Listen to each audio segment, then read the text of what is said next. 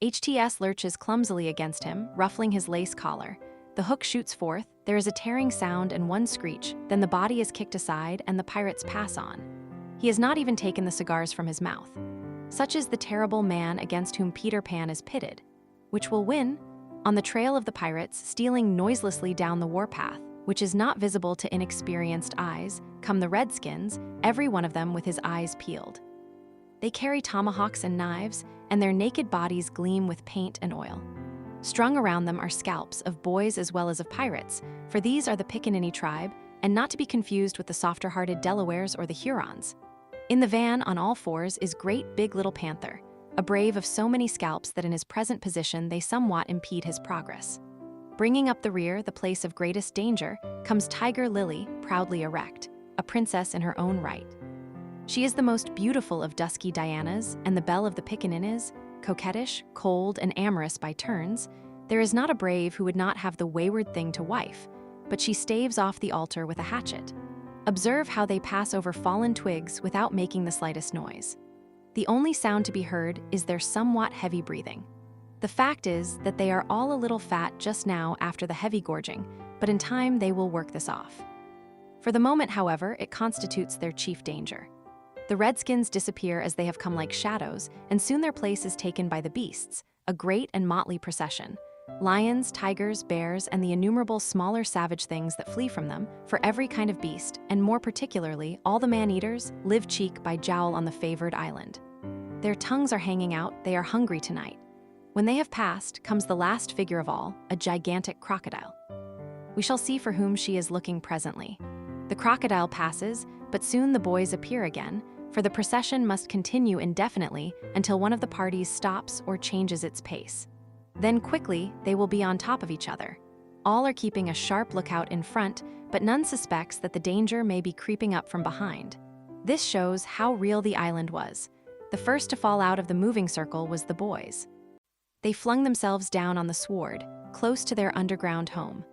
"I do wish Peter would come back," every one of them said nervously, though in height and still more in breadth they were all larger than their captain. "Captain, I am the only one who is not afraid of the pirates," slightly said, in the tone that prevented his being a general favorite. But perhaps some distant sound disturbed him, for he added hastily, "But I wish he would come back and tell us whether he has heard anything more about Cinderella." They talked of Cinderella, and Toodles was confident that his mother must have been very like her.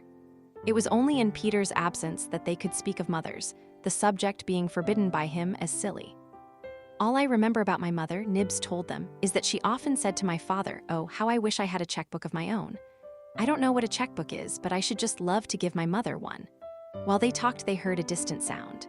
You or I, not being wild things of the woods, would have heard nothing, but they heard it, and it was the grim song. Yo ho, the pirate life, the flag o' skull and bones, a merry hour, a hempen rope, and hey for Davy Jones. At once the lost boys, but where are they? They are no longer there. Rabbits could not have disappeared more quickly. I will tell you where they are. With the exception of Nibs, who has darted away to reconnoiter, they are already in their home under the ground, a very delightful residence of which we shall see a good deal presently. But how have they reached it? For there is no entrance to be seen, not so much as a large stone, which if rolled away, would disclose the mouth of a cave. Look closely, however, and you may note that there are here 7 large trees, each with a hole in its hollow trunk as large as a boy. These are the 7 entrances to the home under the ground, for which Hook has been searching in vain these many moons. Will he find it tonight? As the pirates advanced, the quick eye of Starkey sighted Nibs disappearing through the wood, and at once his pistol flashed out. But an iron claw gripped his shoulder. "Captain, let go," he cried, writhing. Now for the first time we hear the voice of Hook. It was a black voice. "Put back that pistol first," it said threateningly. "It was one of those boys you hate. I could have shot him dead. Aye, and the sound would have brought Tiger Lily's redskins upon us. Do you want to lose your scalp? Shall I after him, Captain?" asked pathetic Smee, and tickle him with Johnny Corkscrew? Smee had pleasant names for everything, and his cutlass was Johnny Corkscrew because he wiggled it in the wound.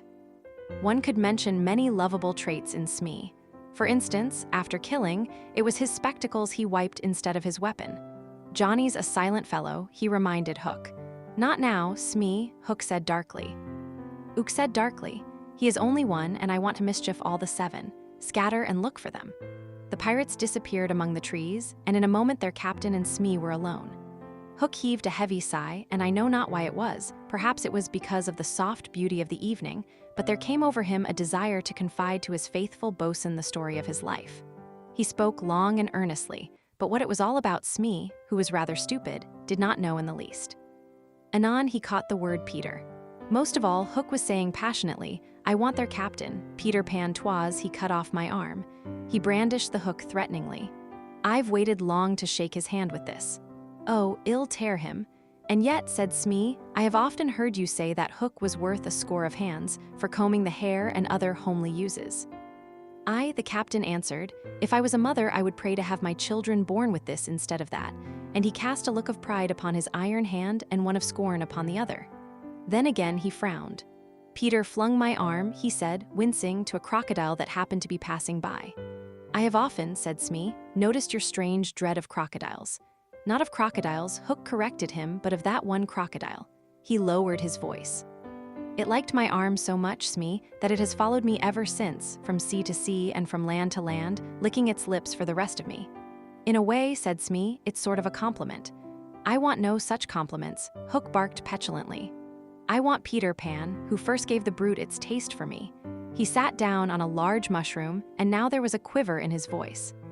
"Smee," he said huskily, "that crocodile would have had me before this, but by a lucky chance it swallowed a clock which goes tick-tick inside it, and so before it can reach me I hear the tick and bolt." He laughed, but in a hollow way. "Some day," said Smee, "the clock will run down and then hell get you." Hook wetted his dry lips. "Aye," he said, "that's the fear that haunts me." Since sitting down he had felt curiously warm. "Smee," he said, "this seat is hot." He jumped up. "Odds bobs, hammer and tongs, I'm burning." They examined the mushroom, which was of a size and solidity unknown on the mainland. They tried to pull it up, and it came away at once in their hands, for it had no root. Stranger still, smoke began at once to ascend. The pirates looked at each other. "A chimney?" they both exclaimed. They had indeed discovered the chimney of the home under the ground. Under the ground. It was the custom of the boys to stop it with a mushroom when enemies were in the neighborhood. Not only smoke came out of it. There came also children's voices, for so safe did the boys feel in their hiding place that they were gaily chattering. The pirates listened grimly and then replaced the mushroom. They looked around them and noted the holes in the 7 trees. "Did you hear them say Peter Pan's from home?" Smee whispered, fidgeting with Johnny Corkscrew. Hook nodded. He stood for a long time lost in thought, and at last a curdling smile lit up his swarthy face. Smee had been waiting for it. "Unrip your plan, Captain," he cried eagerly. To return to the ship, Hook replied slowly through his teeth, "And cook a large, rich cake of a jolly thickness with green sugar on it. There can be but one room below, for there is but one chimney." The silly moles had not the sense to see that they did not need a door apiece.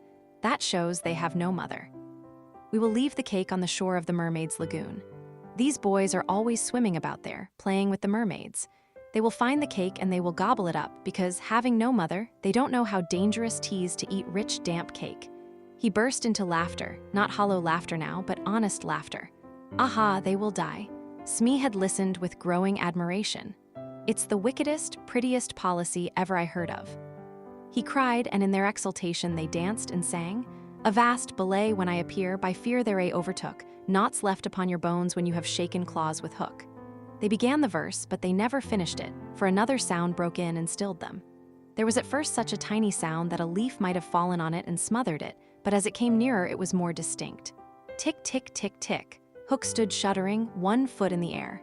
The crocodile. He gasped and bounded away, followed by his boatswain. It was indeed the crocodile. It had passed the redskins, who were now on the trail of the other pirates. It oozed on after Hook. Once more the boys emerged into the open, but the dangers of the night were not yet over, for presently Nibs rushed breathless into their midst, pursued by a pack of wolves. The tongues of the pursuers were hanging out, the baying of them was horrible. Save me," cried Nibs, falling on the ground. "But what can we do, what can we do?" It was a high compliment to Peter that at that dire moment their thoughts turned to him. What would Peter do? They cried simultaneously. Almost in the same breath they cried, Peter would look at them through his legs. And then, let us do what Peter would do. Hat Peter would do. It is quite the most successful way of defying wolves, and as one boy they bent and looked through their legs. The next moment is the long one, but victory came quickly. For as the boys advanced upon them in the terrible attitude, the wolves dropped their tails and fled. Now Nibs rose from the ground, and the others thought that his staring eyes still saw the wolves. But it was not wolves he saw. "I have seen a wonderfuler thing," he cried, as they gathered round him eagerly. "A great white bird. It is flying this way." "What kind of a bird, do you think?" "I don't know," Nibs said, awestruck, "but it looks so weary. And as it flies it moans, poor Wendy." "Poor Wendy." "I remember," said Slightly instantly, "there are birds called Wendies." "See, it comes," cried Curly, pointing to Wendy in the heavens. Wendy was now almost overhead, and they could hear her plaintive cry. But more distinct came the shrill voice of Tinker Bell. The jealous fairy had now cast off all disguise of friendship and was darting at her victim from every direction, pinching savagely each time she touched. "Hullo, Tink," cried the wondering boys.